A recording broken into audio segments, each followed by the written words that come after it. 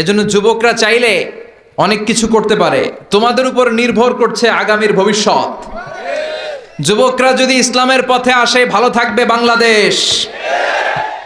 যুবকরা যদি কোরআন মানে নিরাপদে থাকবে আমার লাল সবুজের পতাকা। যুবকরা যদি ইসলামকে মেনে চলে তাহলে আগামীর ভবিষ্যৎ ইসলামের ভবিষ্যৎ, জোরে কোন ঠিক কিনা? কারণ যুবকদের মধ্যে আছে প্রাণ ঢালা উচ্ছ্বাস।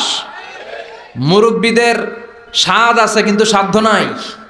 মুরব্বীরা চায় অনেক কিছু করতে কিন্তু করে দেখাতে পারে? মাজায় ব্যথা, কোমরে ব্যথা। আগামীর নেতৃত্বে মুরব্বী নয়, যুবকদেরকে এগিয়ে আসতে হবে। চিল্লায় বলো ঠিক কিনা?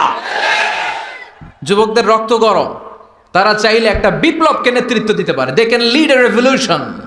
গোটা বিশ্বে যত বিপ্লব হয়েছে সব যুবকদের দিয়ে হয়েছে। সুবহানাল্লাহ পড়েন। এই যে কোটা আন্দোলনের বিরুদ্ধে বাংলাদেশে একটা বিপ্লব হয়েছে না? এখানে কি মুরব্বী চাচারা ছিল? কারা ছিল? আমার দেশের দামাল ছেলেরা, তারুণ্যের উচ্ছ্বাস নিয়ে তারা এসেছিল। তারা জ্বলে উঠেছিল আপন শক্তিতে। চিল্লা এখন ঠিক কিনা?